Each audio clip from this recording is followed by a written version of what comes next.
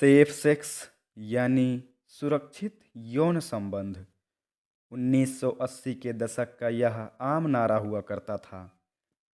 HIV का पता चला और व्यापक बहसें भी हुई, लेकिन सुरक्षित यौन संबंध का विचार मानो फिर से भुला दिया गया है।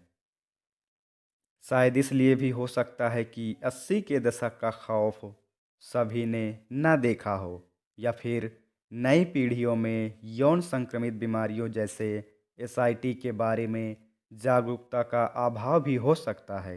आइए इन्हीं पहलुओं को जान लेते हैं। सिफिलिस के लक्षण हर व्यक्ति में अलग अलग हो सकते हैं।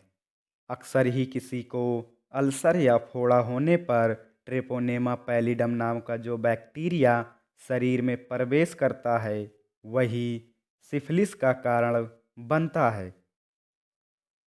घाव का आकार छोटा बड़ा कुछ भी हो सकता है। पुरुषों में ये घाव पेनिस में हो सकता है और महिलाओं के वाजाइना में तथा शरीर के दूसरे हिस्सों में भी हो सकता है। विशेषज्ञ नॉर्बर्ट ब्रॉकमायर के मुताबिक कुछ लोगों में अल्सर होठों पर या जीभ पर भी हो सकता है। यह सिफिलिस की पहली अवस्था होती है। संक्रमित होने वाले लोग सिफिलिस के शुरुआती लक्षणों को गंभीरता से नहीं लेते, उसे नज़रअंदाज कर देते हैं और मन में यह विचार भी बना लेते हैं कि यह खुद ब खुद ठीक हो जाएगा। लेकिन एक अनिश्चित अवधि के बाद चमड़ी पर चकत्ते उभर आते हैं, क्योंकि विषाणु खून के जरिए पूरे शरीर में फैल चुका होता है।